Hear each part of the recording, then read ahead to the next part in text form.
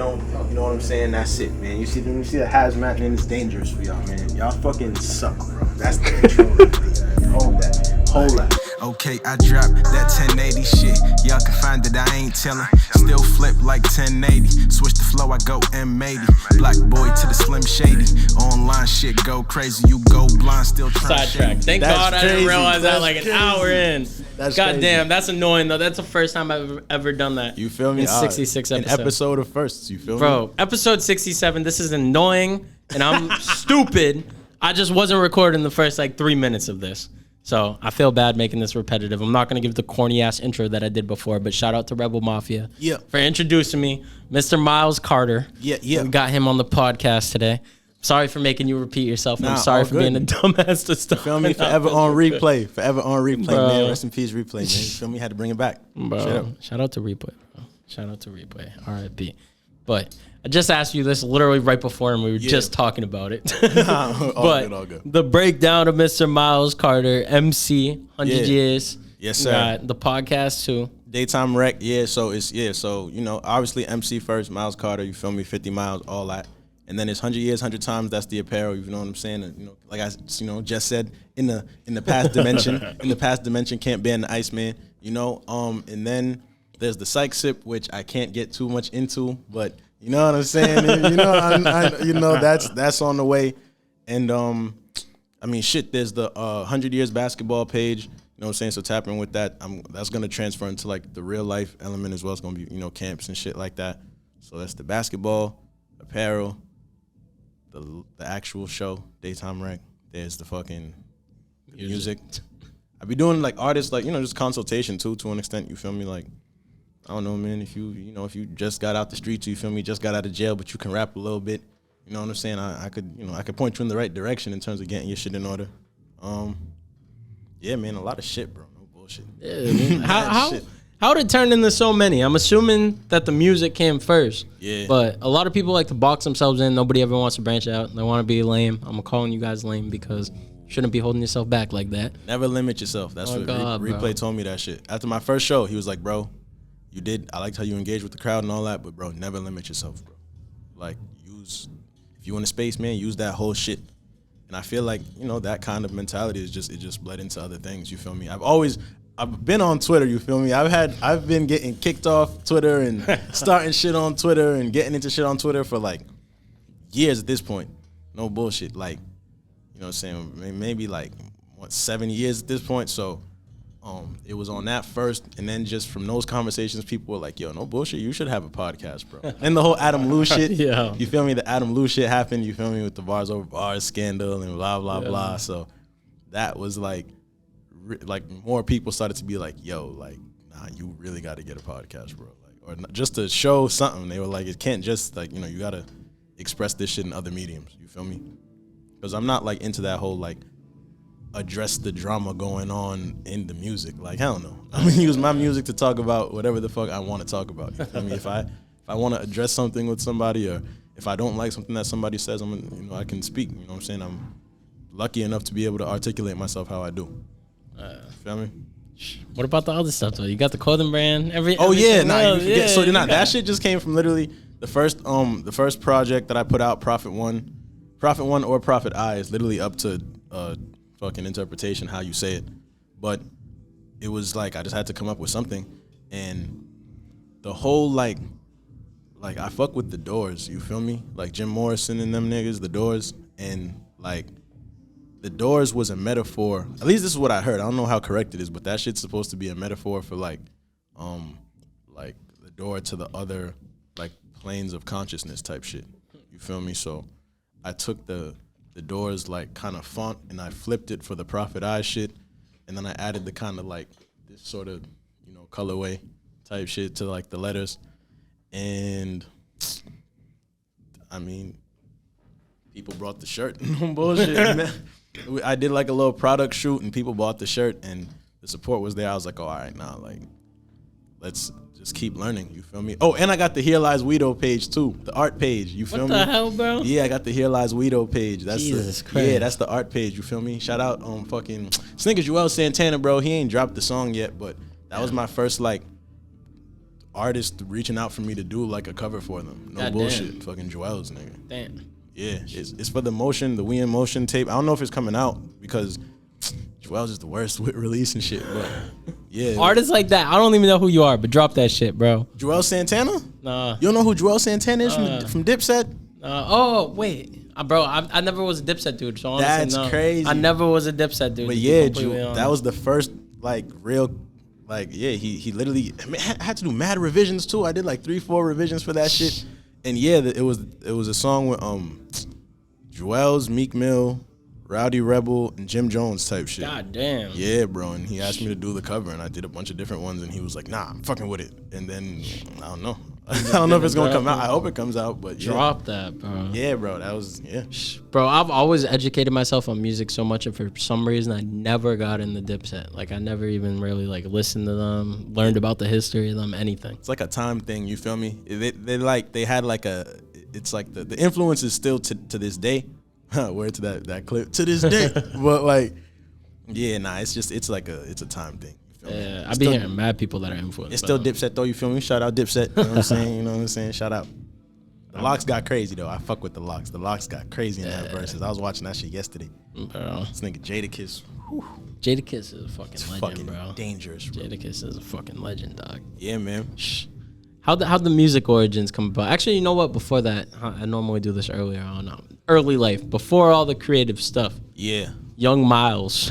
Young Miles was like low key the same, no bullshit. I was kind of always, I was either writing something or, I mean, I was hooping mostly. That was like the main thing, basketball, soccer, fucking, I went to the fucking French school, I'm not gonna lie. God damn, in elementary school, yeah. My mom, she had me go to, like, it's the French American School of Rhode Island type shit. God damn. And so it was like Monday through Thursday, it was all in French, like everything. You like, Haitian? Yeah. My dad is Haitian. My mom is. God damn. So my mom is from like St. Croix and the Bronx type shit. Damn. New York City. You feel me? But yeah, I had to. The shit was crazy, bro. I'm not even gonna lie, bro. Monday through Thursday, bro, everything in French. I'm doing math in French, science, everything was in French, bro. Damn. And like, so yeah, that was most of my time. And yeah, it was really just, it was like a regular, you know what I'm saying, upbringing. I started rapping in like, probably maybe like the start of middle school. So like, what's that, like 5th grade? And there used to be a studio at the Museum of Science in Boston. Damn. You feel me? That's like a real, that's like a real, you know what I'm saying? That's like a specific era. Probably like, what the year before we got Ray Allen and shit. God damn. Like a couple years before that type shit. So like, what's that, 2005 maybe? Damn. If you know, the Boston people, I know it's Boston people that watch this shit, 2004, 2005, maybe even earlier, the Museum of Science, dog. I know some of y'all recorded in there. So yeah, that's where it all started type shit. Yeah. Damn. What made you want to record in the first place? The Dead Presidents video by Jay-Z. Bro. No bullshit. The scene where at one point they all go to like this spot, it's like a warehouse spot or whatever, but it was Biggie Smalls, AZ, Ty, Biggs, Dame, Jay-Z, and like a couple other people.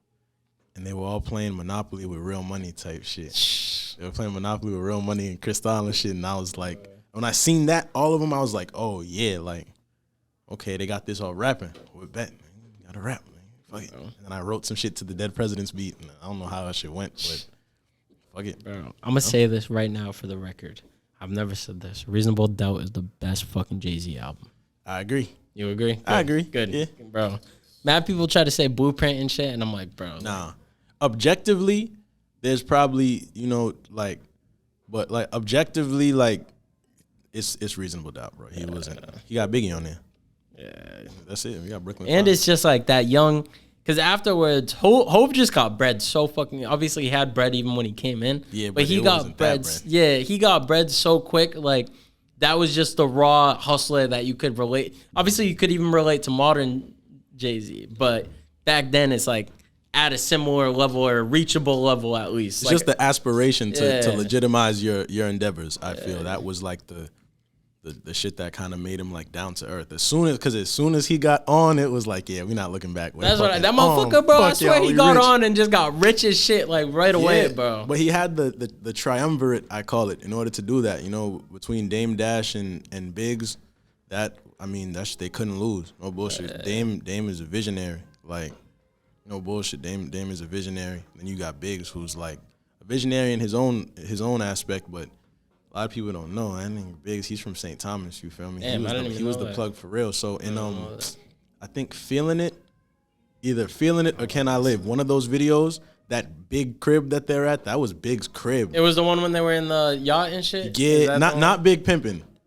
Not Big Pimpin', but no, one of the yacht ones from the first. I think it was. We had the yellow suit or whatever. I think Feeling It, he had a big ass boat in that. Yeah, shit. that was Big's crib. That was his house. Jesus Christ. It was. Biggs was up. Yeah, he wasn't playing. Bro, another argument. Like I love the music that comes out today, but that era, there will never be anything like the 90s era. Of the authenticity was it was like it was just that was it. The authenticity, I feel and you were allowed to just the whole thing was being different. Yeah.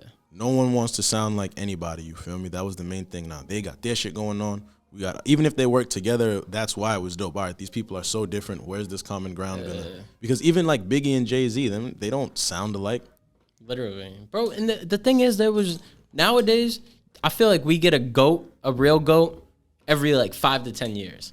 Back then, think about it. All at this one time period, bro. You had Wu-Tang came up before him, but then you had Wu-Tang, you had Nas, you had Jay-Z, you had fucking Mobb Deep. Facts. You had fucking Terror Squad, you had bro, you had... Oh, you're talking about Terror Squad right now. All this, bro, fucking Pun, even though Pun didn't fucking die, Pun is one of the best fucking rappers of all time, bro. But if that dude would have lived on, I feel like he's in the same conversation as fucking Pac and Biggie. Yeah. And people never, thank God they're supposed to be making a show, I'm pretty sure, about him. About who? About Big They're Pun? making a Pun show, bro.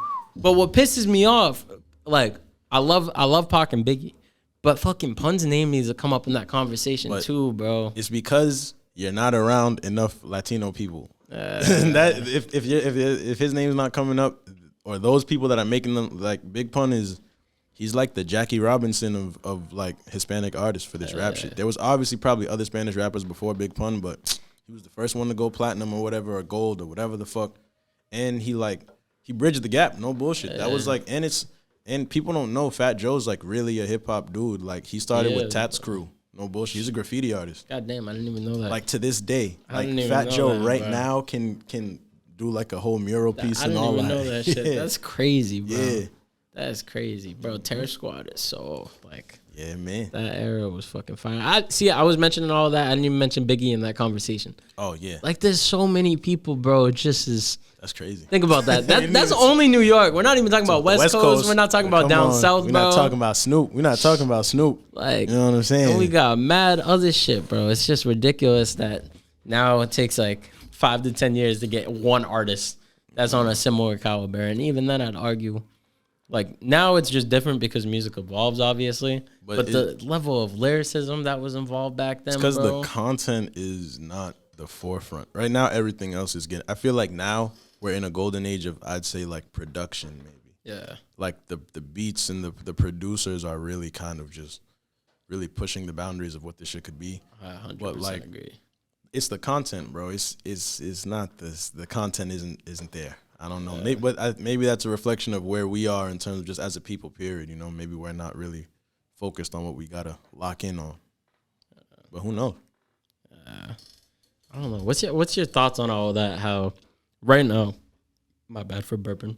You could literally have shit music, but you could put together dope marketing strategies and fucking blow up off of making TikToks and shit.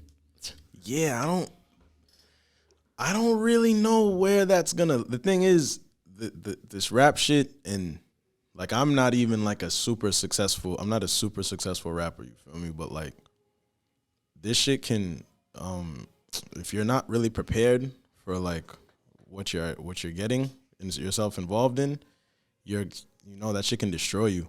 And I think like it's a double-edged sword, no bullshit. So like, yeah, you don't necessarily have to be the most talented, and if you can really think outside the box and market yourself, you can make something happen. But the converse to that is that you can really blow up. Like it's people that who aren't supposed to blow up that are getting like really successful, and I think we're seeing that with this whole Rico shit. All these rappers like Like, yeah, we have rappers that are really living that life, and maybe they can make a good TikTok or something, and that shit'll, you know, like, it'll turn shit up. You know, they'll get some traction off it. It'll look real. Like when Pop Smoke came out and he did the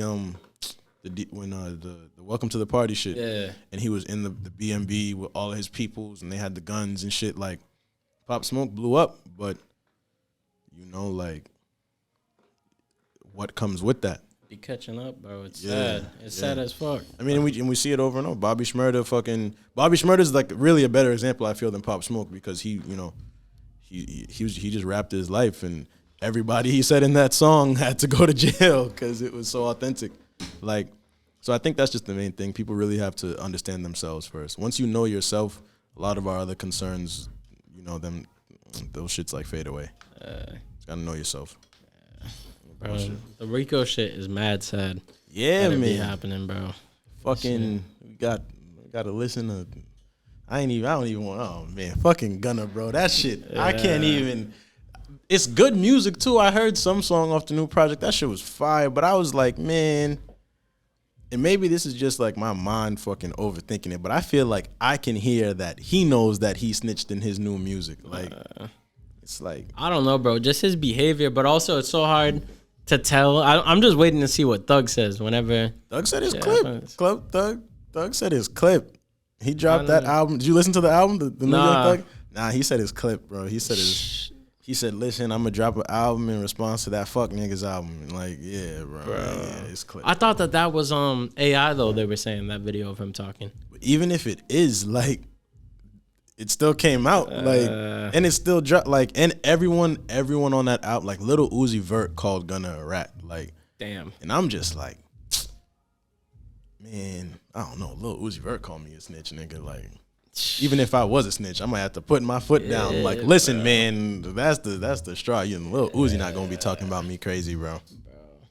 Fuck that shit is crazy, bro. Yeah, nah, that's just not it. That whole YSL case, I do not think Thug's getting out. Nah, I think they're gonna smoke him. I think he's gonna get. What's good, y'all? Thank y'all for tuning in to Purple World. Just a reminder, we got a fresh studio over here. If you guys want to book a studio session, our rates start at $50 an hour with an engineer and $25 an hour with no engineer. Rates do vary depending on which engineer you choose. You can book a session by heading over to the Book Now button in our Instagram bio and book through Square. You can shoot us a DM to figure out what time slot you want, as well as which engineer you want to work with. As a test to see who our loyal viewers are and see who's really rocking with us, if you made it through this whole ad, you could head over to our Square website and you could put code POD10 and that's going to give you 10% off your session. One time use though, you are not able to use that again, so use it wisely. Back to the episode. Also, don't forget to subscribe. I feel like that case is so big, bro. That's what I hate about Rico, is they try to just make examples out of people. Yeah, and it doesn't stop crime. That's the thing. A Rico it stops crime like temporarily. Yeah, because you incarcerate so many people, but prison isn't reforming anybody, and all the undercover work and surveillance that you're not stopping any crime as it happens. It's a very what do they call it? Reactionary policing. It's not it. It's screwed up, bro. It's screwed up. The thing is that I don't get, like, salute to all the artists that are living that life, but the amount of people that have got locked up that you've seen, people in straight up power positions, like Thug, bro, before. I remember everyone was so shocked when the Thug shit happened because he just was fucking on a Drake level, honestly. Yeah, like he bought that 100 acres of land or some shit. Yeah, like the level that he was on, bro, was just, you're in the perfect position. So for that to come out, but that's a prime example. You still got people that are coming up, they're doing all this shit. It's like, okay, you could blow up off of it and cool, but also too, if you blow up and you get locked up right when your career is taking off, was it even worth it at that point? And that's also, so before, what used to happen was that, like, just to your original question, there was a separation of time between blowing up, like, and the shit, and like, you know what I'm saying, like putting out the music and blowing up. It's not like an overnight thing. Yeah, exactly. Yeah. You feel me? So, or like 50 Cent. You feel me? Because shit, based on the rules of that Rico, there's no reason that G Unit shouldn't. You know, G Unit, like, you'd think that they would have had to have been dealing with some shit like that. Rico wasn't even really that big in the music industry back then, though. No, but it would have shit. If the Rico applied to anybody, it was 50 Cent. Like, at least that's how it seemed. You know what I'm saying? Based on the persona and everything that was going on around him. But like, because of how he blew up. It wasn't just like he made In the Club off a YouTube beat and then fucking made a TikTok and the shit caught the algorithm and went crazy the next night. You feel me? That's what it'd be like now, bro. Yeah, exactly. Jay-Z, 50 Cent, it was a bunch of time. He had to go to a bunch of different labels and all this shit. In the Club wasn't even, it was finished like after he signed. You feel me? Like, there's just that separation, man. At least like they need time, bro. Because if you just blow up tomorrow or even 2 months, like, man, no one's prepared to separate themselves in that capacity. They be incriminating themselves like crazy, like fucking because I haven't talked about any of these cases really. YSL's popped up a couple times, but the Melly case, bro. Oh my god, dude, like that shit is that shit is so stupid. Like, bro, they're trying to throw out so much evidence, but the evidence I've seen, I'm like, bro, he did that shit. It doesn't matter what evidence. I don't want to say he did or didn't do anything. I don't know either at the end of the day, but your biggest song is called "Murder on My Mind," so. And it's hard to like. It just has to be a lesson. No bullshit. That YNW Melly shit doesn't even seem real. Did you see the evidence, bro? This is what made me say that I think he did it. They threw it out in court, which I don't know how the fuck they threw that shit out. But the day after it happened, when everybody found out, he got like hundreds of DMs from people asking if he's good, blah, blah, blah. And there was a known street dude, like he's known in the court system as being a street dude. That DM'd him? They DM'd him and they're like, yo, like you good, blah, blah, blah. I heard what happened. Guess what this motherfucker responded? He probably said, yeah, I'm good. Melly did that shit. No, Melly literally said, I did that laughing emoji. Shh. But the court threw it out. Yeah, but the thing is the district attorney will take certain losses. Or I don't know if it's a federal case or whatever, but with court, it's all about establishing that narrative. So, in the mind of the jurors. So even if like a lawyer will say some shit that they know will get an objection, but even if you get an objection, the jury can't unhear it. You feel me? If the DA goes, oh, this dude was fucking selling 30 pounds of fentanyl. And then the judge is like, or my lawyer goes, objection, irrelevant. And the judge goes, granted, and it's granted. And all right, so we're going to strike it from the what? Bro. You just told these 12 people that don't know me what I was doing. So even if, all right, well, they're not going to go, the judge said objected. So, we're not going to keep that in mind when we're sentencing him. Nah, they're going to be like, he was selling that 30 pounds of fentanyl. Bro. So, yeah, that's... Court is court. That's what, man. That's people. People need to be themselves, man. If you're in the streets, super active, you can still make music, but you have to really make a decision. You have to make like a hard decision to really, like, you have to do the shit that's not cool. You might need to get a job for 6 months, bro, and actually support yourself and work some fucking bullshit Wendy's job or whatever, and do the music thing, or switch to selling weed or something, like. But all this activity that niggas don't even have to specify, just all this activity in general, bro. This shit is designed to put us where we're at. Literally, this shit is architected. It's not a mistake. The worst thing is too that pisses me off about it is feeding in the stereotypes. Like people complain about being classified as a certain way, but then they go do this shit and broadcast it to get attention. Sometimes but that's it's a lack of perception. People aren't understand. They're not able to perceive things from multiple different like viewpoints. Like they're only like, it's not gonna work, man. If you're actively involved in some shit and you're like representing it, or let's say your rap name is your name is this, that, and the third, Melly. You feel me? Like or whatever. So, like if your name is gang affiliation, and then your name, and then you're like, oh, the cops are harassing me, and da-da-da-da, and then your content is all like, oh yeah, I really did this, and you're really dissing the dead, all this shit. Yeah, bro.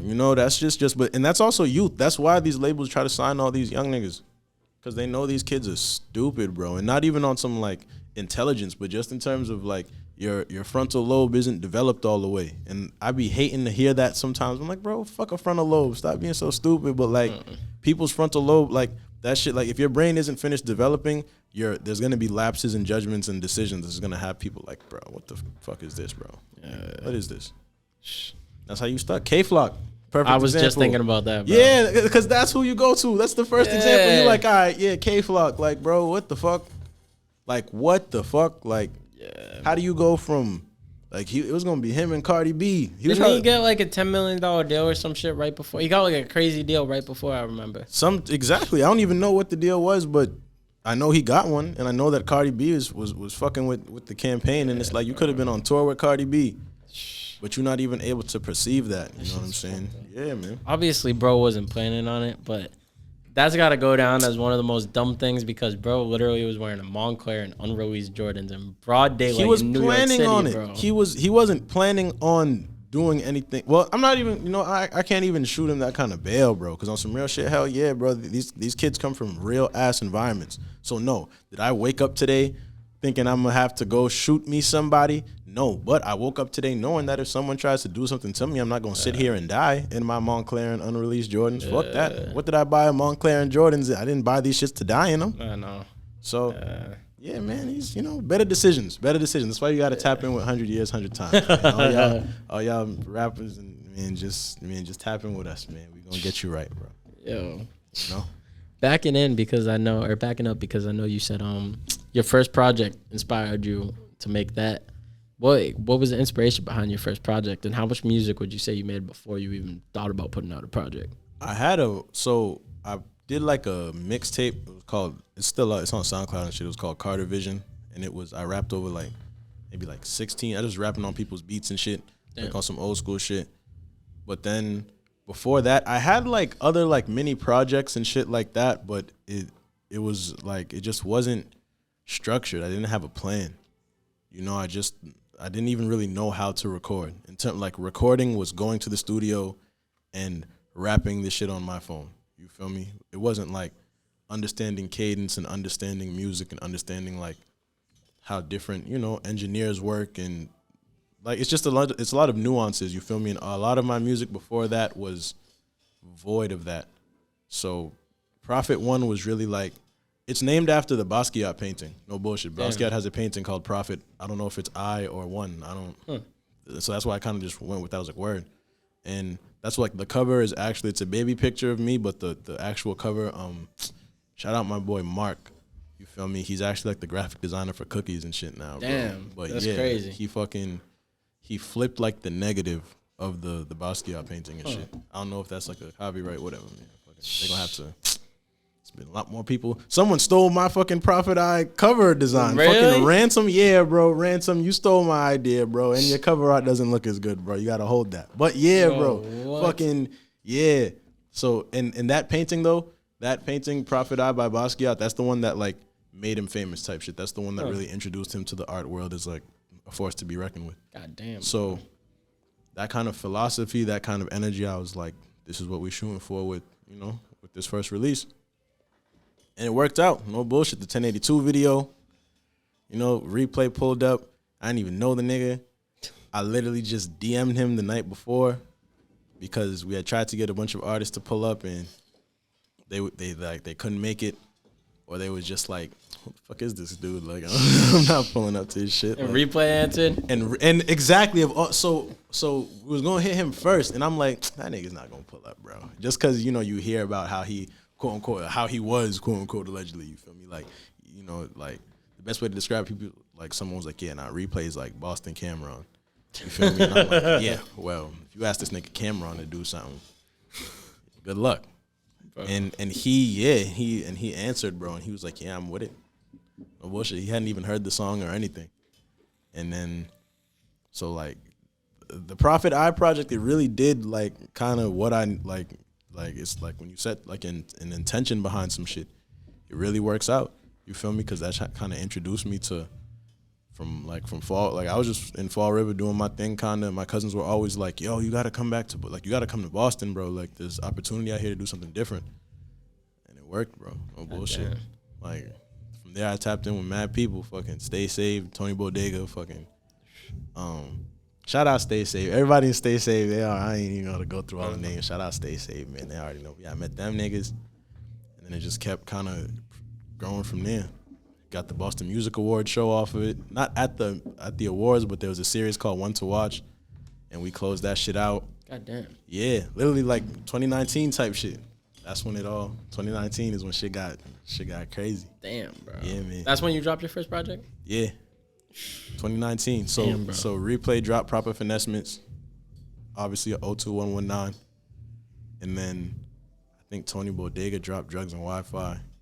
And then I dropped I dropped Prophet 1 type shit. Damn, bro. God damn, bro. Legendary era. That's a year. Nah, that's that year right there, man. Bro. Come on. If we put that year up against, I don't know, put that year up against. That's probably because I always hear people referring back to like 2017 until then. And I didn't get into the scene until 2020, but I remember I was in it when I was younger. Not in it, but I was like becoming aware in like 2016. And there was like nobody around here really that was like making noise. I couldn't really find Stiz people. had Suffolk County. Stiz had Suffolk County in 2014 maybe. But Suffolk County, I remember that. But shit. like, I don't care. Put that 2019 release year against and put it up. Put that year up against. Let's see. I was gonna say because when I came in 2020, it was like night and day difference. I was like, yo, there's so many fucking people. What the fuck, bro? Yeah. There was mad people dying. And now we definitely made a stamp. You know what I'm saying? Facts. There. He's texting me and Sully was texting me. Your boy's outside. Oh, word. They don't know if you want to let him in. Yeah, I don't know. I mean, Yeah, I'm gonna take a quick intermission and go take a piss anyways. Word. We'll be back. A few moments later. Replay that's just my dog. You feel me? Like, so 2019, I was on Twitter and shit obviously before then, like I said. You sound like a Twitter warrior from the way you talk about Twitter, bro. Nah, cause I just be, it's an effective tool, no bullshit. Like it's really, you don't need a lot of followers in order to like make an impact on Twitter. Twitter's the best platform. I say that all the time. If you have like the wit for it, you feel me, you're chilling. And so they're like, he dropped the Sips T video. So like the story is kind of crazy, bro. It just shows how everything's intertwined. So my first music video I ever shot was for this song called Everything I Know. It's not even on the internet anymore. But the 3 people that shot it, it was a collective of kids from Emerson. You feel me? And they called themselves North Sense at the time. And Byron, shout out my boy Byron Rodriguez, bro. This nigga Byron, bro. He designed he's a fashion nigga, you feel me? And I go on his website and he was like showing his portfolios on there. And he designed this like see-through like poncho rain jacket kind of thing. And he Replay had it. You feel me? I don't know if he designed it for him. I don't know but you know what I'm saying? Replay had the shit. And it was the video for the special. And so in the special, he says, I come through and see through Margiela. Just kidding, this shit is Byron. I'm stoned and it just sounded better. And that's the first song I heard. I'm like, yo, who is this nigga? And then I look into the shit. Like, I click his YouTube and then I see Sips T. And I think What You Need was out too. And he was on Twitter and he was like kind of like this nigga Replay. He like back then he was on Twitter kind of talking like, he was talking a little spicy. I was like, oh, all right, word. Like, like I get it. You feel me? I can understand it. And obviously the branding was crazy. He did the Stay Ugly shit a little bit later. He does the Stay Ugly video, and there was like a number that you could text. Like basically, it was a number that got sent out, and you texted the number, and you got the private link for the video. Damn. And just the branding, you feel me? I noticed how I was like, all right, yeah, he's got the branding like on lock type shit. I just always kind of respected the shit.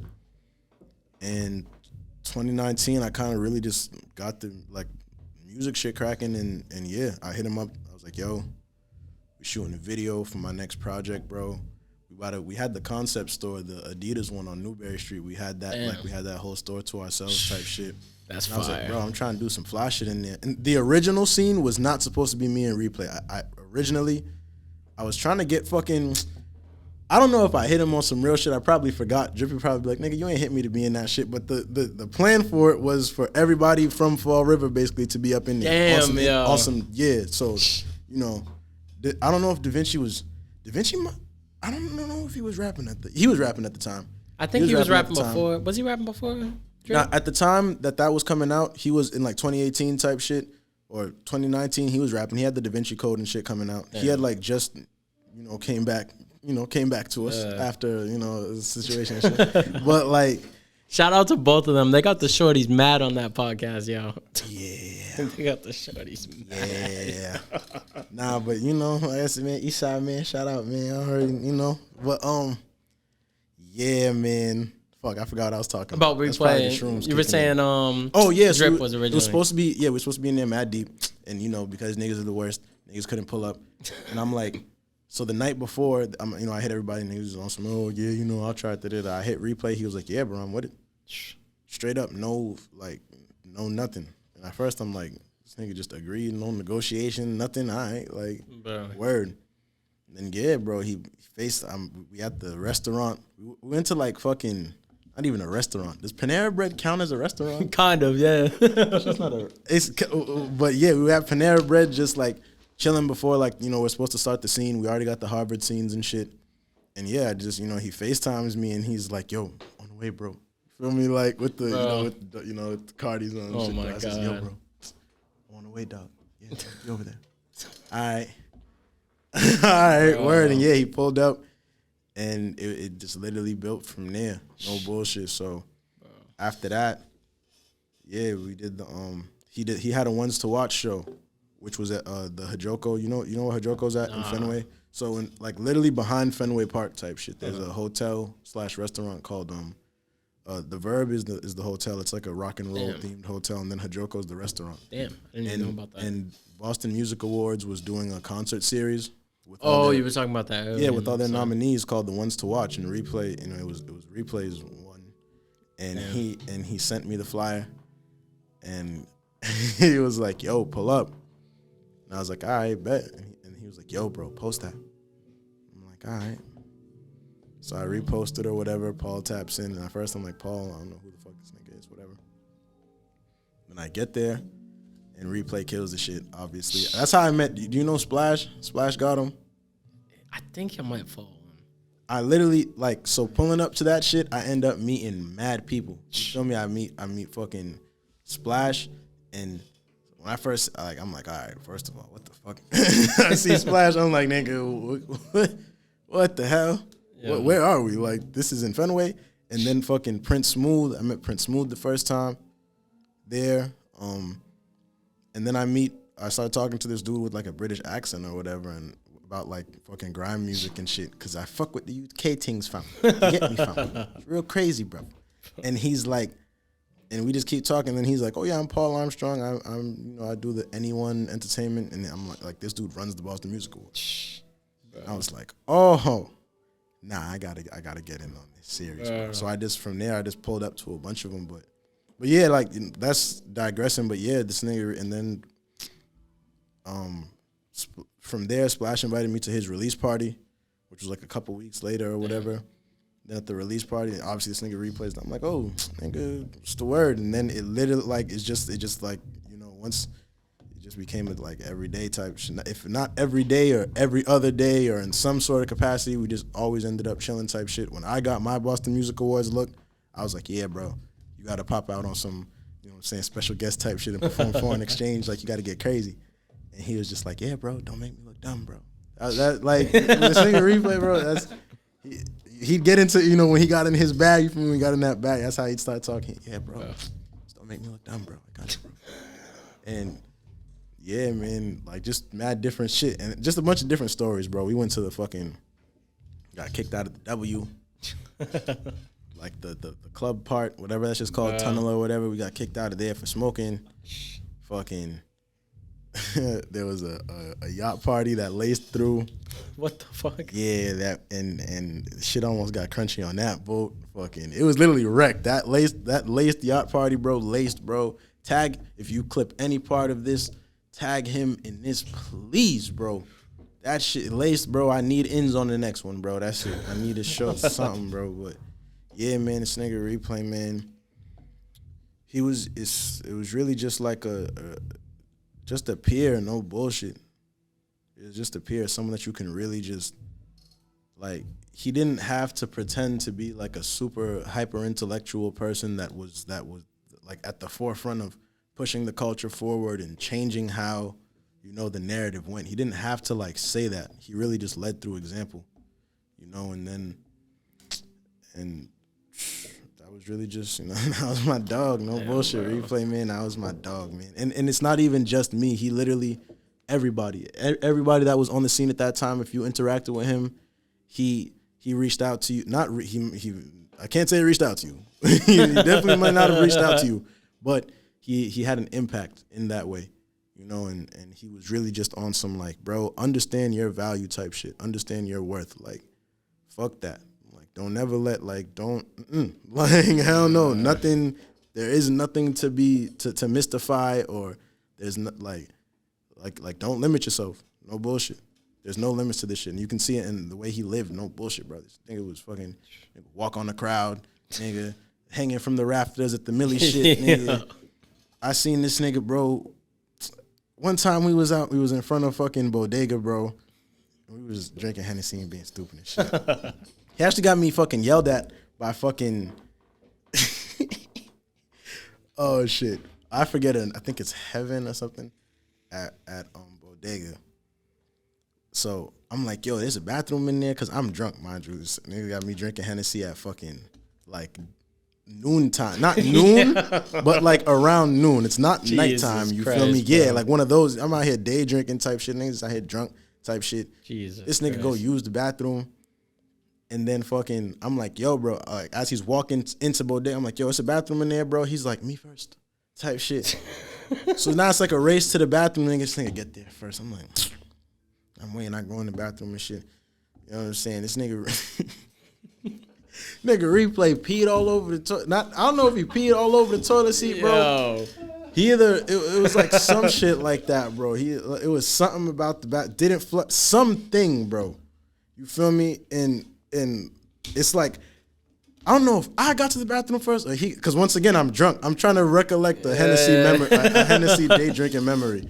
But either way, this nigga, basically got me yelled at by Heaven. She was like, you didn't even ask to use the bathroom, you didn't even flush type shit, this, that, and the third.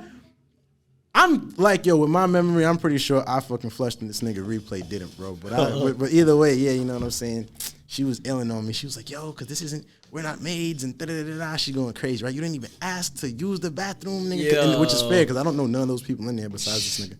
And, but like, he's like, damn, like after she did all that, he was like, damn, why you ain't just say you was with me? And I was like, because it's not that serious, bro. Yo. Like, what? And he just like, I remember him being like, nah, that's like just respecting it on some shit. Like, because a lot of people would, like, mad people try to use this nigga's name for shit. Like, damn. For clout or whatever. They're trying to get into an event or be good at these places or trying to get the blunt passed to them at the function. Because if you know anything about Boston, they niggas just wreck about that blunt, man. You're not hitting that blunt. If you don't know you like that, you could be, nigga, standing on top of this next to me, nigga. I'm not passing you this if I do not know who you are. But, yeah, mad people would be trying to use his name and shit, and I just never really did that. You feel me? That was just my dog. No bullshit, man. The realest one. The best to ever do it. I stand on that. He's the best. Goddamn, bro. Like, number one. Everybody else, there's mad other talented people, but in terms of putting it all together and shit, he was the best. And then in terms of versatility, all that. If you want a real lyricist, rap his ass off, yeah, he could do that too. The party songs, girl songs, number one. Straight up. Rip Replay, dog. The GOAT. I wish I got to pick his brain. Man. I wish I got to pick his brain. Him and Rip Kearney too, bro. Kearney, I don't think I've talked about Kearney on a podcast yet, but I had a podcast lined up for like 3 months before he passed. Sheesh. And it just kept getting rescheduled, and I fucking...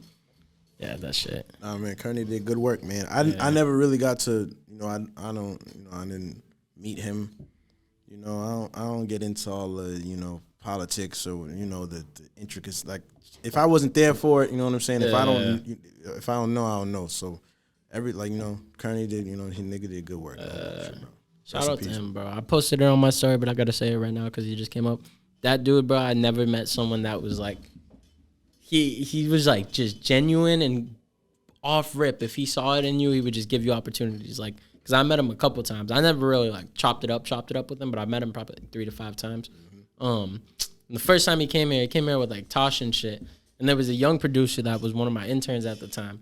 And the whole time he thought Kearney wasn't fucking with him for whatever reason. End of the night, the dude, Kearney offered him like $100K deal or some shit. Like literally met the dude the same day. got him a fucking record deal. Same Shit. day. I was like, bro, this dude is. Fuck, we need more Kearneys. Bro, fuck. yo, Who got $100? Who got $100K? Bro. You know, not for me. You feel me? I might need more. I think it was through a deal. I don't even know. He worked with mad producers. What he did was just unique as fuck. But I'm pretty sure he had like, not a label, but I think he managed like 30 producers or some crazy shit. He managed mad people. From what Noble told me, he was just really like that was like a link. You know, that was really like a, you know, just a link to really like the infrastructure aspect of this shit. Doing shit with like Dirk, Baby, fucking everybody, bro. Like everybody. Yep. Shout out to Kearney, bro. Rip. That shit is so sad, bro. That shit is so sad. I remember like when I first got into this, I was like, damn. Like I think it was around, I forget who, like Juice X and shit. Like we had a bunch of people just ever since that time period. I feel like rappers die all the time. Yeah. But it happening at home. Who was the other one? I wasn't really aware of him. The Rid was his name Rid something? I forget his name. Yeah. No disrespect if I'm saying his name wrong, but another one last year. But just obviously it happens on the broad scale and people die in general. You know who I'm talking about? Oh fuck, it's crazy. I think Banks and Broncos has a giant mural of him. Damn. I think it's Red, but no disrespect if not. But that shit, bro, it's just sad. Obviously, it's sad when it happens in general, but when people around here, like, hearing the impact that Replay had, seeing and that shit fucked me up. I'm not even gonna lie, that shit put me in like a super, I wouldn't say dark space, but that shit hurt, bro. Just because, I don't know, if if there was anybody that I could that understood this shit and like. Niggas don't even have to get into the specifics of what this nigga Replay went through, but like if you know, you already know. And if there was anybody that could just relate to like the frustrations of this music shit and just the frustrations of just kind of being a forward thinker, you know, he could, bro. And I used to always just admire his ability to just kind of like be in his own world type shit. I'd be like, bro, this shit doesn't bother you at all, bro. Like what? I'm just sitting here going crazy. And he was like, man. Of course it do, bro, but like, you know, like, for lack of better words, like to paraphrase what he'd actually tell me, like, this is about the finesse, man. Fuck all that. Man. It's about reading between the lines, you feel me? And really just, you know, that's one thing I can say. He literally told me proper finesse is about reading between the lines and seeing shit for what it really is and then making the best out of this shit. Without all that. You feel me? No bullshit. Salute to him. I've never heard anybody say anything bad about him. And everyone that I have talked to. Nobody smart. You know what I'm saying? If you got a bad opinion about, bro, you got to keep that close to chest. You know what I'm saying? You got to get a Tamagotchi or something. Talk to that. Straight up. Oh, my God, bro. Shit. Straight up. Because niggas ain't hearing that. I know, I heard one person tried to fucking troll me. That was the other shit. Yeah, bro. That time period, it was like a 6 month period, like 5 to 6 month period where shit kind of was getting a little crunchy. Someone tried to troll me about that shit, bro. And I was like, man, I don't get that shit, bro. Yeah, bro. But you know, people, it's the finesse, man. You feel me? Not everybody can. It just stops there. Bro. Not everybody can. That's one thing that gotta go in general, bro. Fucking just out of life, out of music specifically, is just fucking trolling, disrespecting dead people. Bro. Oh yeah, no, that's just done. That shit never makes no sense to me, bro. The problem is negative and positive energy, like they're needed. Like, you know what I'm saying? Positive energy needs negative energy to exist, and vice versa. So that negativity be sounding good. Like some of that shit be like when Chief Keef used to talk about, you know, smoking on this, that, and the third, or when G Herbo used to Pasto and all that shit. That shit used to sound fire. And it's because it's so negative. It's because it's such a raw emotion, you know? But it's just about understanding your emotions. If you grow up if you get the privilege to grow and mature as a person and like, you know, and your empathy isn't totally shattered within the process, that shit is, if anything, I look at that dissing the dead shit is like a mark of like your progress. A person will be able to see like, all right, this is what he was on and he got to grow from that, you know? That's the only way I try to look at it solution oriented, because that shit is that's just not it, bro. Yeah, definitely is not, bro. Hurt people. That's a fact. That is a fact. That's a quote right there, bro. I gotta ask you this though, because I almost forgot, but I thought about it way earlier and before this conversation actually. Difference between the Boston and Fall River music scene. Like, I mean, it's just infrastructure, which is crazy because people complain about no infrastructure in Boston, but it's really just infrastructure. And there's some other differences. There's some more specific differences, but yeah, there's some more specific differences. But I mean, on some real shit in terms of like rappers and there's rappers now that like there's people from Fall River rapping now. Obviously, you feel me? Like Da Vinci was rapping the whole time. He was just going through what he was going through. Drip, you know, I remember when, man, that's why it's like, nigga, Over East Drip is crazy to me. You feel me? Because I remember this nigga, man, Mo Hendrix. You feel me? yo, You feel me? Like that's the you know, that's the drip I remember. I think he wouldn't say his old name in the podcast if I remember right. Man, he said he hated it, but he was nice, bro. That version of him is on some shit. Like, you know what I'm saying? I feel obviously his sound has grown and shit like that, so he don't want to like, you know, like I know niggas hate their old music, but like he used to be on some shit, like on some like real forward thinking shit. Circumstances changed though, you feel me? Like, and he's still it's really them too. Da Vinci, Drip, me, Eastside Syph. He was rapping for the, you know, Syph was rapping. He's been rapping. Syph was rapping the longest. He's in my he's in my first video. Not my first video, but he's in like my first video, like around the way. Study the Game. Hum Beats produced that shit. Like there's what's his name? YB. I think that's his name. Young Baby or something. YB. He's cold though. He's this young nigga. He's cold, bro. No bullshit. And you know what I'm saying? There's been a lot going on out there too. So, you know, I definitely want to, you know, send some light to him, bro, because I know shit be getting real. But the difference, is I don't even really want to talk about the main difference. There's a big difference in. You got me curious. Yeah, there's a big difference in terms of how things are and just how things are in Fall River, period, in terms of Boston. Over East was saying people will just they'll drop fire shit and then they'll disappear for a year or two over there. Yeah, that's one. That's one difference. I'll say in Boston, it's more so like it's a bunch of different neighborhoods. You feel me? Yeah. You have Mattapan, Roxbury, Dorchester, Hyde Park. You know what I'm saying? Jamaica Plain. You know, and then you got the outer areas. You feel me? You got Malden, Everett. You know, you like it's and then within Mattapan, Dorchester, Roxbury, there's different neighborhoods within that. You feel me? And then different cultures that come, you know, along with that. In Fall River, it's not really like that in that way. It's like, you know, everyone rocks with each other. Everyone doesn't rock. It's not everyone rocks with each other. It's the opposite. No, it's not the opposite. But the division isn't necessarily based around where people are from. Yeah, it's a different kind of thing going on out there. You know what I'm saying? God damn, bro. They got something different happening out there. They was up here. You see it? Yeah, bro. You see it up here? You feel me? You got something different going on now. Bro. You know? What do you think in the Mass scene, or Boston scene in specific? What do you think the biggest points of growth have been in just seeing the evolution overall? Everything. We're global. The Boston scene is global. We're just living in denial. People, what they call it, prisoners of the moment. They got everybody in denial. Oh, bro, we don't got anybody that's. Oh no, we don't have anyone that's as That's big not as, even true anymore, Future bro. is, yeah, bro. Niggas in denial. It's global. Nipsey Hussle said it like this, right? Nipsey Hussle said, so where he was from, Crenshaw, is important to Boston, and then Boston is important to the United States. Crenshaw is important to L.A., right? And then L.A. is important to California. California is important to the United States, and the United States obviously affects the global, you know, climate of things.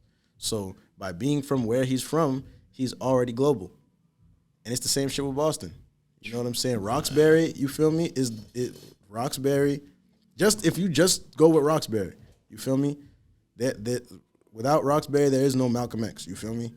So, like. Roxbury is important to Boston. Boston is Massachusetts. Obviously, the philosophy of, you know, what America would become is written in Massachusetts. So Massachusetts is obviously important to the United States. And it's the same shit. United States is important to the world. So niggas is global just by being from where we're from. It's just more so about presenting that and communicating the idea so that it translates globally. So it's nothing to worry about. No bullshit. The growth is already all of those conversations are over. No bullshit. It already happened. Stiz already was up there with the City Girls, turned up. It happened already. Bia was at the BET Awards, turned up. You know what I'm saying? Millie's. She got a song with Timberland out, bro. People can't say shit no more. You know, Millie's, for however you feel about it, whether you feel good or bad about it, there's something to feel negative or positive about that is moving around out here on a Bro just posted a picture with Drake the other day, dog. That shit is crazy. Yeah. Like, did you see it? I saw it. Yeah. Like, shout out Drake. Bro, you feel me? Bro. Shout out Drake, Shout out Millie's, But like, you feel me? Like we got and I'm leaving people out. I don't know if I'm leaving people out. Cousin Stiz, Bia, that nigga Joyner Lucas, he from Worcester and shit. Some real shit. I'm gonna be completely transparent, you feel me? Do I listen to Joyner Lucas music? No. I don't listen to that. I think it's Facebook music. But it's Facebook music that translates. You feel me? That shit has somehow, some way translated to a global scale. Do I listen to Millie's? I'm gonna keep it a buck.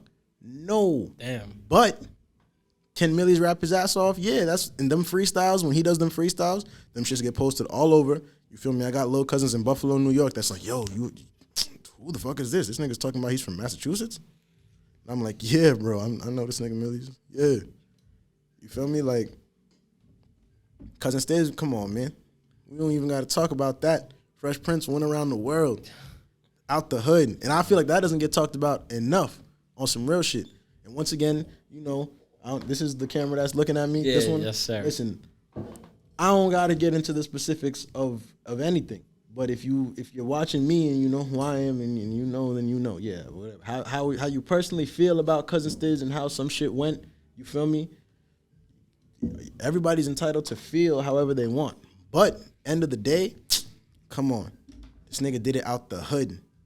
You feel me? Out the hood. Can't no one say that's what I want to see next. Someone do it like, not even what I want to see. That's what's gonna happen next. Yeah. You feel me? Someone that, out the hood. It's gonna be mad people. Yeah. I feel like whenever it happens, bro, it's gonna be like a chain reaction. It's already happening though. You got Van Buren going crazy. You got Rebel. Shout out VB, bro. You know what I'm saying? You got Rebel Mafia turned up. Shout out Rosewood. That's another one. Rosewood, bro. Yeah, Rosewood, babe. He's from Fifth type shit. Rosewood's another babe. Like uncle, bro. Like how I was saying, Noble's uncle, bro. Yeah, I love Fifth Street Rosewood, legend. bro. Shout out Rosewood. Fifth Street legend. Rosewood, Fifth Street legend. Shout out Rosewood. Gold plaques.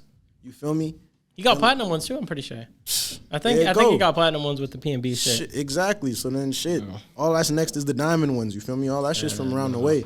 And niggas is just living in real time, seeing it. People be downplaying it, bro. People. But on some real shit, it's because this is people's first time seeing shit like this. No bullshit. And on some real shit, they thought it would feel different. It's like, no, nigga, that's the secret. This rap shit, bro, this shit is mostly smoke and mirrors, bro. A lot of these other niggas from other cities, they sell 1 million records and they're still around the way. Just like how niggas got millions of views and they still around the way and they're not really up and I'm not speaking on anybody who's from out here and how they're doing financially. I'm just saying, bro, people see Stiz and the fact that he's still kind of, Stiz not around OD, but like Stiz is around. You feel me? Like you can see him. I saw him at the Boston Music Awards. You see him places. You feel me? Like they thinking like, and because you can see him, they think it's not real. Like, nigga, hell yeah, this shit's real. That's the way that you take motivation by seeing that shit's real, bro. But it's once again, it's people's first time being able to. It's not even perspective. It's their first time being able to be motivated by something like that happening. It's their first time experiencing it. They're like, what? I thought. Like, what? You thought that Stiz was going to fucking go and sign the deal and then come back with Cristal and Hummers and bitches for everybody? Like, I don't know. Like, people be human, bro. Yeah, bro. This shit ain't, man, come on. But, this shit's happening, bro. All the other, that's just like a, you know what I'm saying? That's a mental, it's like a mental block, man. We did it. It's lit. It's lit right now. Take advantage of it. Fucking Be Heavy and fucking Akachi just signed to 1600 or whatever. To Shout out them. I didn't even know you knew all of them. Yeah, bro. Those my dogs, bro. You know them? Those my dogs. They be here all the fucking time. Those all crazy. of our dogs, bro. I'm not gonna lie. Be Heavy don't be doing shit. When I see Be Heavy, I be seeing him at Phoenix. He just be sitting there. Yo, Be Heavy. We're the reason that Be Heavy met them. Be Heavy met them here, bro. Shout out. I love Be Heavy, bro. He's one of the people I have seen. I'm gonna send you this clip. He is one of the people I have seen grow the fucking most, bro. That's crazy. I'm not gonna lie. It's not even that. You know, I used to be at Phoenix like damn near every day type shit. Damn. No bullshit. I used to be at Phoenix all the time, and I was just kind of like, I don't know. I be getting. The thing is, I'm not a difficult person to work with, but I'm not an easy person to just if I'm just around you, like I'm not a person that's just gonna be around. I'm not gonna just not say something or if just because I'm around. You feel me? And fucking Ed, do you know Ed from Phoenix? No. Ed is an idiot. You feel me? So that's my dog. Ed is my dog to this day. Ed, you know you're my dog, but Ed, you also know you can be a knucklehead, bro. You feel me? Like so this was I had to black on Ed a couple times, bro. Just like man. What the hell? Like, nigga, I don't care if I'm at Phoenix, nigga. Like, y'all niggas is crazy. But I fuck with them, man. I'm Kyle is mixing my fucking project. Damn. The Trip Around the City shit. You feel me? He's mixing that shit right now. Fire. I forgot what he was even talking about. Oh yeah, he was asking I don't even know what you was asking, but yeah, this shit's happening. We're talking right about now. motivation and you brought up Akachi real quick. We lit right now. Bro. You feel me? This shit it's lit. Yo, congrats fucking Akachi on that shit. Bro. Yeah, don't let Baba Lamb talk about you like that. Yeah, That's fuck crazy. that, bro. I literally used to watch Baba Lamb like occasionally beforehand, and I have not watched him since that fucking video. Bro, the funniest story, I always tell people this. Akachi, the first or second week we opened the studio, he came, and so he knew who he was, and it was on my birthday, bro. And I walked in, and I was just chilling there for like 30 minutes, like just talking a little bit, not whatever. And then I was like, oh, so like, what kind of beats you be making? Like, who you make beats for? And then he said like, Lil Uzi, Chief Keef, this, that, the third. My dumb ass, bro, I was like, oh, like type beats? No, because that's what you think. But then when you hear it, you're like, how you were talking about the being exposed to shit. Like, that was my first interaction being like, yo, what the fuck? Like, I was like, damn. Bro. It's already real. That's the more that we keep tricking ourselves, questioning like, so is it happening? And what's stopping us from, but why aren't we getting the recognition we, like, nah, bro, it's a trick, bro. We lit, man. It's lit. A lot of people just be complaining too much and they just try to push that narrative because they're not willing to put in the fucking work. They push that narrative because they fucking suck. No bullshit. They suck, and it doesn't matter who. I don't care who fucking reposts your shit. I don't care how many friends you got on Twitter trying to make the shit lit, bro. It's not good, and you're hitting. That's why you're hitting that ceiling, bro. Because it's not good, bro. Niggas be trying to make it seem like it's about everything else and infrastructure and racism and colorism or segregation or whatever. Wow. And all of these things like exist in the world, sure. But what also exists is that it's some niggas that suck, bro, that don't got it. Not even, you don't got to be super lyrical, miracle. It ain't about, it's some lyrical, miracle niggas I know that suck. Dogs. It ain't about none of that. It's just about, man, you know what it is. If you got it, you don't. You know what I'm saying? Like, no bullshit. Replay taught me, and if I learned anything from that nigga, bro, it's that if you can tell when the nigga got it and when the nigga don't got it. You feel me? If you try and these niggas suck, bro. Got excuses, bro. Then they gonna project their excuses onto the whole Massachusetts, Boston scene as a whole. Literally, oh, bro, there's no support. Like, yeah, there's no support for you, nigga. It's like, yeah, there's no support because you fucking post a song once on your story and then you never hear about it again, and then you drop 9 months later. But it's some niggas that make good music, and it's a believable enough story that they could post that one. Like, the thing is, this shit is not a meritocracy. You feel me? What works for someone will not work for you. There's people that will work less than you and might still yield more results because they got it. You feel me? Like, no bullshit. If I woke up at 6 a.m. every day and LeBron woke up at fucking 4 p.m., it don't matter, bro. That nigga's still gonna be a better basketball player than me.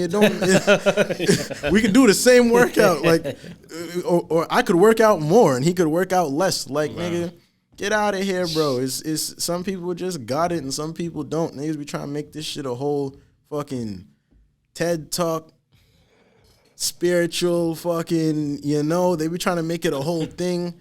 they got conferences at all these, you know, niggas. Shout out Rob puts in work. I'm not shitting on the I was gonna say conferences at these schools and shit like that, but like that. Shout out Rob. You know, Rob, man, Rob already know I fuck with Rob, but it's other niggas that's not Rob that could try to. It's some niggas that's not Rob puts in work that could try to do the same thing. It's not gonna work because Rob got it, you don't. You can tell who got it, and it'd be some niggas they be trying to make it seem like they got it, and they don't really got it. You know what I'm saying? It don't matter. You know. Bro, I think A-Zip said it. Yeah, he did say it. He was like, bro, he's like, mad at this shit is just people putting on these fucking facades, bro. He's like, it's literally just... A-Zip said, don't do something you don't believe in. That shit made me laugh. A-Zip, no, that shit had me down. A-Zip said, he said, don't just do something you don't believe in. What the fuck? Like, you believe in that shit. If you're going to do it, and, you know, do what you got to do. Yeah, bro. And he's just playing with the fucking 8-Zip sticker the whole time he was saying yeah, because it's no... Because what everyone... Not everyone. Some people come up here and they really want to, you know what I'm saying, give that positive encouragement so that people can look at them like, oh, you know, they're such a positive person and da-da-da-da. I ain't concerned about all that. No bullshit. And it's not all of that, man. It's some of y'all that don't matter what you do.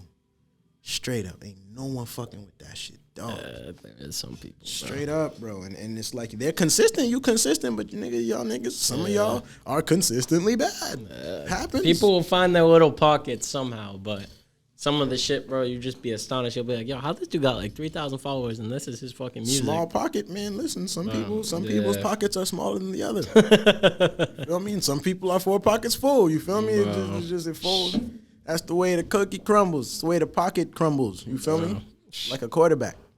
I gotta ask you this off of this. What's your biggest pet peeve in the music industry? Would you say? Oh my goodness, that shit, man. That shit could literally go on for. It's literally like a bunch of them. The first thing is a lot of people. It's like you gotta, and I be trying to have patience with it, but like, bro, these are a lot of people's first times, like endeavoring, if that's even a word, into actual business. You feel me? That's like one of my pet peeves. Like niggas will assume that all I do is rap. You feel me? Like you feel me? Like I'm just sitting at the crib all day just rapping and smoking weed and drinking 40s with me and Eazy-E and my niggas. Like you feel me? Like I don't know anything else. You feel me? So like, and this is across mediums. It's not just other artists, but like there's creatives in the industry, you know, in the industry of creativity. Like, nigga, I do shit outside of just the creative industry. Like, on some real shit. Like, shout out, my brother has a nonprofit called Steam Ahead type shit, and it's a lot of it's like learning incubation centers and shit, and doing like STEM camps and shit for underserved communities type shit through Boston Public Schools. Damn. So, like, I know how, like, you know, some successful, I'm not on some super successful shit. Niggas just figuring out like everybody else, but like, niggas have other fields. You feel me? Bro. That nigga, the niggas don't be keeping their word. Niggas just be niggas want to be rappers, bro. Niggas be these niggas, man, be trying to act like they think being a rapper is double cup, purple dread, lean, nigga. I don't gotta get a 9 to 5. Yeah, bro, like if you don't get yourself a fucking job, niggas, oh, bro, I do this shit full time. Yeah, nigga, that's why you're struggling, bothering me, stressed. Because you do this shit full time. Like, why wouldn't you try to generate other revenue streams? And even if you don't want to work, like, who wants to work a 9 to 5? Take that bread and fucking from a 9 to 5 and fucking put it in the music, bro. Or start, nigga, learn the day trade or something. Learn some, nigga, you know, make some fucking 90% profit. Make some 90%, what's it called? Covered calls or puts or some shit. Random shit, you know bro. What I'm saying? There's so many ways to make fucking bread, bro. Diversify your revenue stream so you're not just some ignorant fucking rapper bothering Miles Carter. Oh, bullshit. Yeah. Straight up. Like, bro, oh my God, man. It's, the insecurity is another thing. Because on some, and like, this is like the hip-hop space, you feel me, rap. And it's not even hip-hop, it's rap. Because there's a difference, you feel me? Like, with this rap shit, bro, a lot of rap is, you know, bravado. It's fucking confidence. It's swag. It's yeah. We get the most money. We fuck the most bitches. We make even if it's art. Oh, we make the best, the flyest art, nigga. Our art will, nigga, unlock portals to different fucking dimensions in your brain. These other niggas, they can't make art like we make art. These niggas can't dress like we dress. They can't they can't fly planes like we fly planes, nigga. Like, bro, and all of that shit is a fucking masquerade, bro. All of that shit is to cover up the insecurity because it'll be the same niggas saying all of that shit that'll then go do some sneaky shit to ensure that other artists don't get a similar opportunity as them.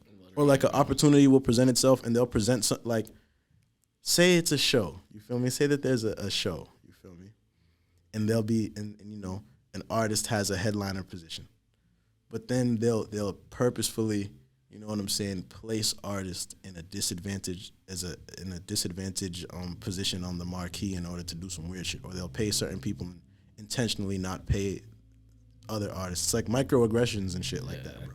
But it's all this insecurity, bro. I could make a whole podcast about this fucking annoying shit. Bro, there's this stupid shit. Mad motherfuckers on the insecure gatekeeping shit, bro. Yeah, it's the insecure, and it's not even gatekeeping, no bullshit, because it's literally just insecurity, bro. That like, and the lack of like people that haven't studied, bro. This shit is a art.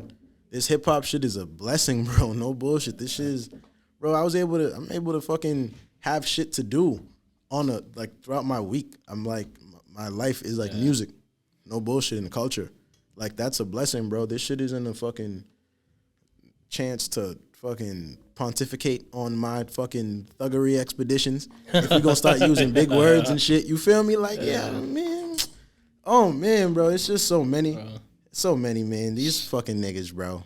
And not even just niggas. These white people and brown people and Asian people.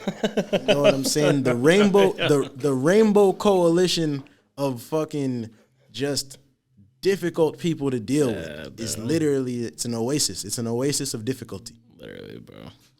You got podcasts and shit. So that's a whole other thing. So you got to deal with other, not podcasters be trying to, because fucking 50 Cent showed that, all right, beef is profitable. So other podcasters will try to start some shit with you or start some shit with here and say something about this. That's another big pet peeve of mine, journalists. It'd be a lot of people that aren't really journalists. You feel me? That's, if there's anything Boston's missing, it's actual journalists. People like Dart Adams. People like, you know what I'm saying, Brendan McGurk. People like, I'm going to add myself. People like Miles Carter, you feel me? I'm going to write articles next just because I'm fucking annoyed. You feel me? And like that genuinely study and research and try to understand nuance to this shit, bro. Yeah. This shit is, there's so much fucking nuance to how this shit go. It's not just fucking, oh, well, fuck it. I went to fucking Emerson, so I know more than these fucking stupid that are making music. You know what I'm saying? Like, straight up, bro. You got me dying laughing with some of this shit, bro. This shit is, because this shit is crazy, bro. This shit is, oh my God. Dying laughing with some of this shit, bro. This shit crazy. Bro, off of what you were saying at the beginning, I feel like a lot of people be like that, of just doing the fucking scummy shit you were saying, because they're literally so insecure to a point. They won't put anyone in a position because they're too scared someone's going to get bigger than them. And that's the crazy, that point is like, bro, everyone is going to fucking, bro, if, like, listen, the sun shines regardless. You feel me? The sun gonna shine regardless. You can't block the sun. You feel me? You can't block the sun. The sun gonna shine regardless. So like, and if any of these religions teach us anything, you feel me? Like, they say that God is within you, right? And that's the light. You know what I'm saying? The light. So like, if you look at the sun, then the same thing that powers that sun is the same thing that powers the, you know what I'm saying? You look like I was pointing to something. No, I don't know why. Not as you see that, but the same thing that powers the sun, you feel me, is the same thing that powers the earth, you feel me, and it's the same thing that powers us. So that sun that's in the sky resides in all of us. So we gonna shine regardless, bro. Can't no one take your shine, bro. Oh my God, bro. That's the thing. It goes back to the excuses. There ain't no excuses. Because if you really I'm out here saying positive shit on accident. You feel me? I ain't even trying to know. You know what? We are gonna take your shine. We gonna help y'all. You know what I'm saying? So yeah, keep fucking gatekeeping and blocking us on some weird shit. Keep doing that. Good. No bullshit. Because all that's gonna do is fucking filter us into opportunities that are meant for us anyway. And you know what the funny part is? All the people that do that to people early on, they end up asking the people they dub for shit in the fucking future. Facts. All the fucking time, bro. So I told the Bars Over Bars nigga, you heard of them, Bars Over Bars? Yeah, I heard about it. So I told them that I feel like their brand lacks diversity and that if they had a more diverse staff, they could have a better product. You feel me? Niggas took that crazy. Oh, bro, what do you mean they're not diverse? Da-da-da-da. They throw shows of all sorts of people. I'm like, yeah, exactly. Listen to what you're saying. They're not diverse. They have people, artists on their bill are of all sorts of things. I'm not talking about the artists. I'm talking about the organization in itself. It's not a diverse staff. You feel me? It's just not.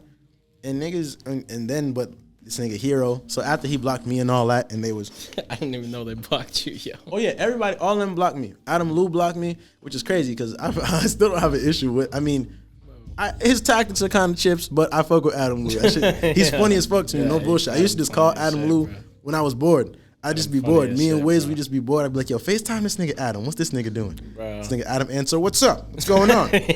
You always talk so professional, yo. Even though he's funny and shit, he talks like fucking like a professor. He's like a little Larry David to me. No bullshit, bro. That's what he reminds me of. He reminds me of Larry David. Bro. No cap. Like, but like, or like George Costanza. I can't tell. It's the same person, but like, you feel me? That's what he be reminding me of, right? But yeah, he blocked me too. But yeah, so Hero blocked me and shit, right? But then he seen the Here Lies Guido page, and he saw the art and shit, and he followed it.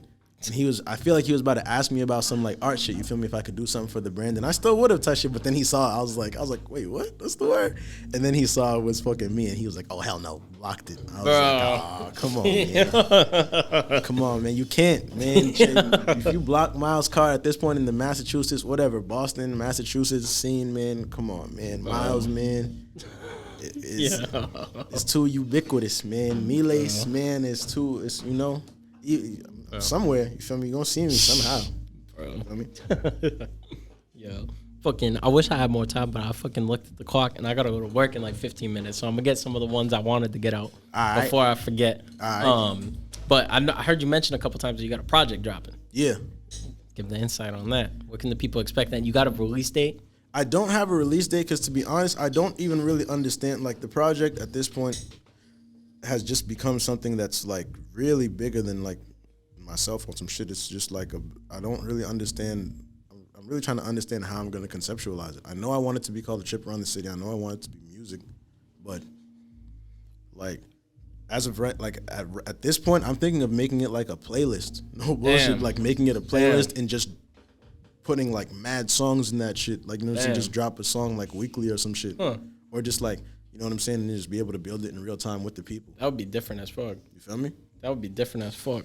What made you want to do that? Just not being able to really understand what you want to do with it? Yeah, just the nature of the sounds, and nothing ever really sounds the same type shit. And then my process, like my actual recording process changed. I don't really write, like, I still write sometimes, but at this point I be punching in, like, you know what I'm saying, or going off the top of the head type shit.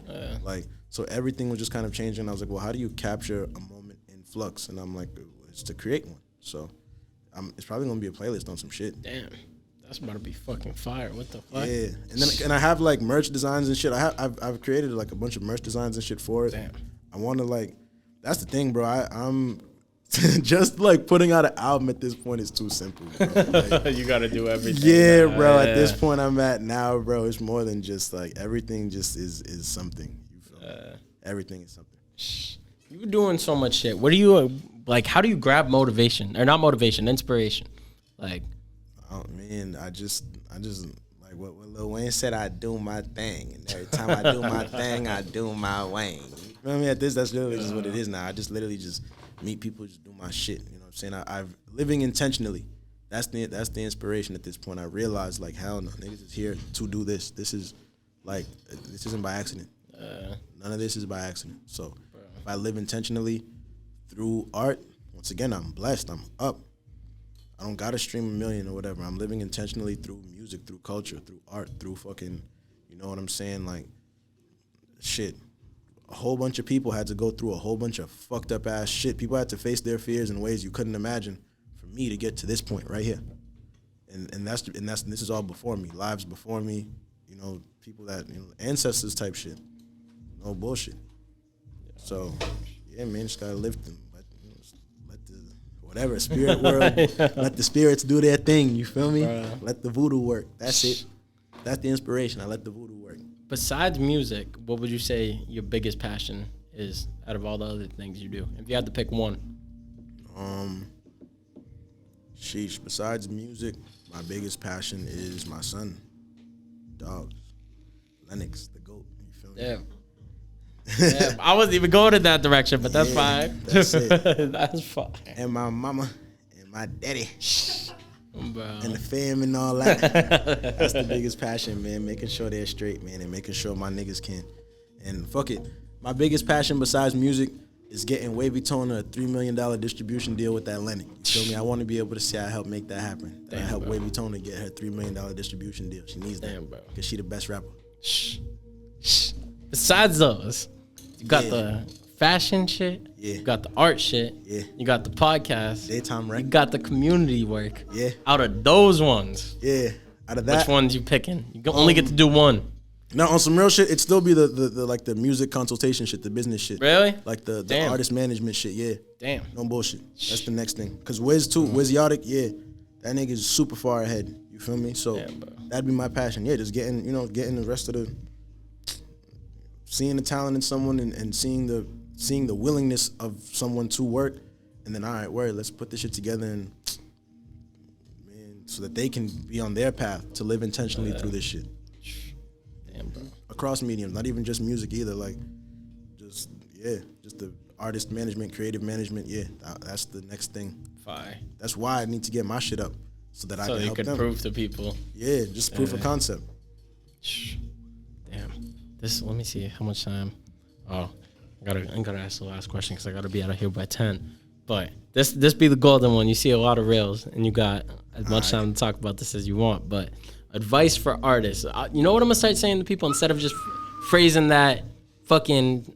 I just came up with this on the spot, but instead of saying the advice for artists, I want you to give one do and one don't. One do, tap in with 100 Years, 100 Times and Miles Karter. Fuck all these other niggas, man. These other niggas don't got it. Unless I already said they got it. What did John Gotti say when John Gotti said, listen, I don't give a fuck if he's a good guy. He's a cocksucker to me unless we know him. Unless he comes to us. If he doesn't come to us, then he's a good guy. Because then if not, then I don't give a fuck. So yeah, that's the do. You know what I'm saying? The don't is the same as the do. The don't is don't try to, you know what I'm saying, stop nothing that's going on here. Just literally just fall in line. You feel me? And not even just leave your ego out of it. Because I have to put my ego down every day in order to do this shit. You feel me? I'd much rather be a successful fucking whatever extortionist than make a bunch of money and not have to do shit. You feel me? And or you know, I'd much rather just be a successful crash out and just be able to make a bunch of money in the street and be fresh and go to the club and pop bottles and you know, have a couple good summers but that shit, fuck that. You know, there's no longevity in that. So put that ego aside. That's the don't, man. Don't get in our way. Don't do it. That's a good one. Straight up. What would you do? Oh, and I'm gonna revise it. So the do is just, you know what I'm saying, get down to lay down. You know what I'm saying? And the don't is just don't be a bitch. You feel me? Fuck from round. If you trying to stop what we got going on, just do it. You feel me? If niggas is the don't is get in our way. Don't get in our way. Don't try to stop what we got going on. Don't try to question our logic and question if what I'm trying to do is actually for the betterment of people and just some selfish endeavor. Because that shit, man, at that point, you projecting, man. Man, the fuck? Bro. What? Like DMX. What? What? Like, what? What was you gonna say? I was gonna say people early on, if they're just starting out, this will be the actual second to last one. Yeah. People just first starting out, what would you advise them to look out for? I would. The only thing I tell them is to tap in. If you just starting out, tap in with us. No bullshit with me, Miles Karter. You see, you know what I'm saying. You see my face. I exist. You know what I'm saying. Tap in, bro. Everything else, sort that shit out. No bullshit, dogs. Don't. And the one thing I'd say don't do is don't listen to anyone trying to say don't listen to me.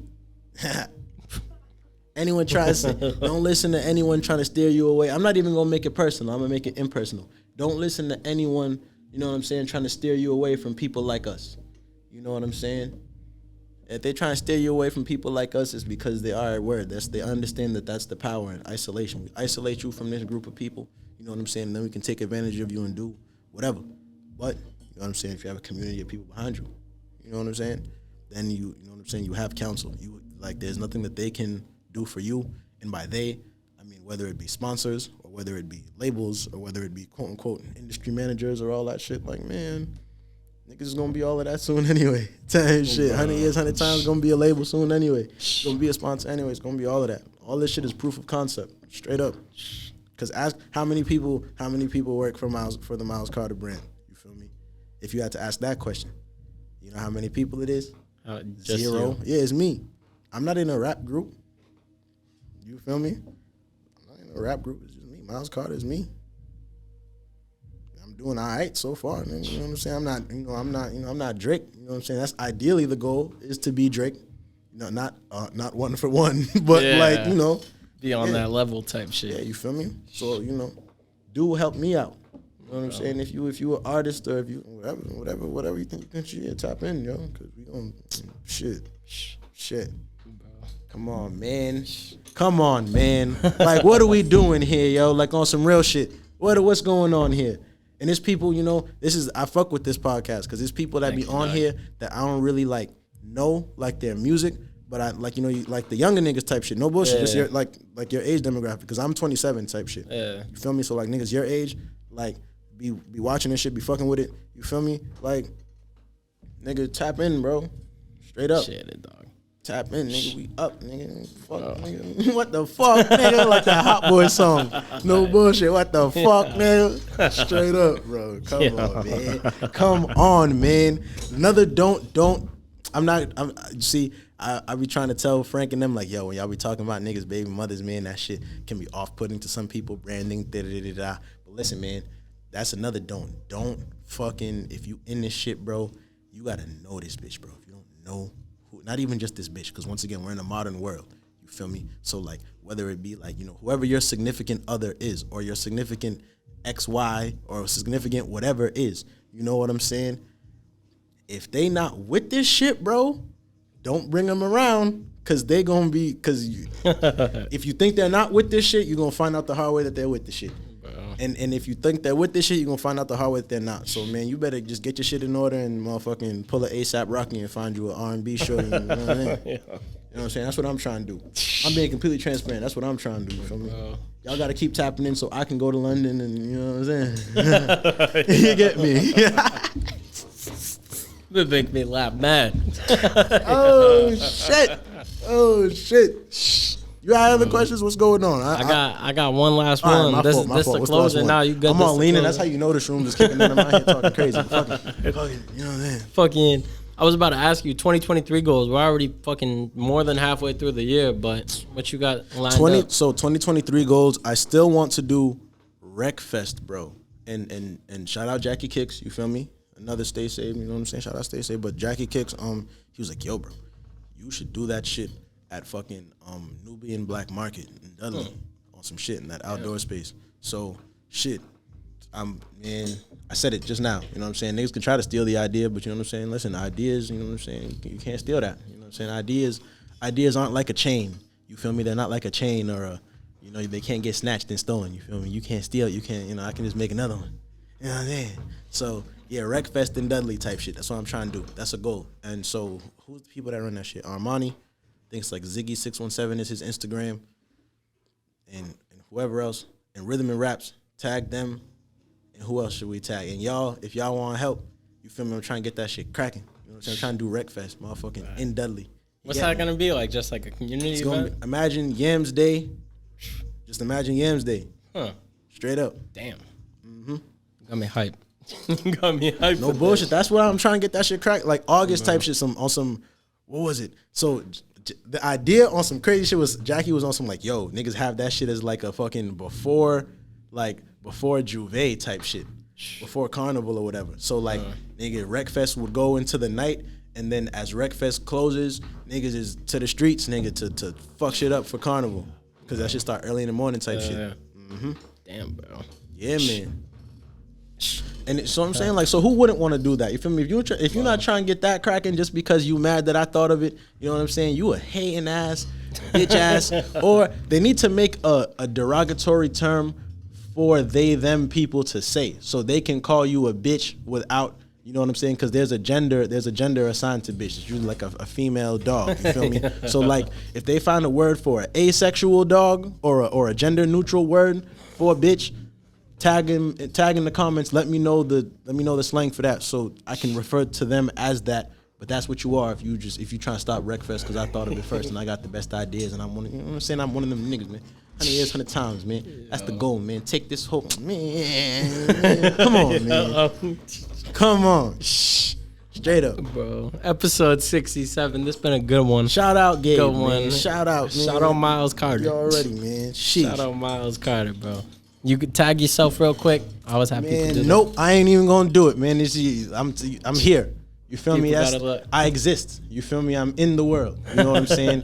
If you don't know, if you don't know me, viewer, you know what I'm saying? Miscellaneous viewer, if you don't know me, someone that you know knows me. If you don't, it's Boston, it's Massachusetts, it's the world. You feel me? You're gonna see someone that knows who I am, and they gonna let you know. You know what I'm saying? Even if they let you know something bad, you just watch the whole interview, so it can't be all bad. Fuck, nigga. What the fuck, nigga? Bitch, nigga. Yeah. This about rags to bitches, nigga, like Thugnificent. Yeah. Yeah. You know what I'm saying? Straight up. What's the word? Anything more, anything less? Nah, that's the end of it right there. You feel me? There it go, man. Do over don't, man. Fuck y'all. Bro, appreciate you coming on, dog. Yeah, appreciate you. We'll catch you guys next week, Look, Karter, where you been, nigga? You don't know me, don't pretend, nigga. What you really tryna spend, nigga? Ay, smoke blowing through the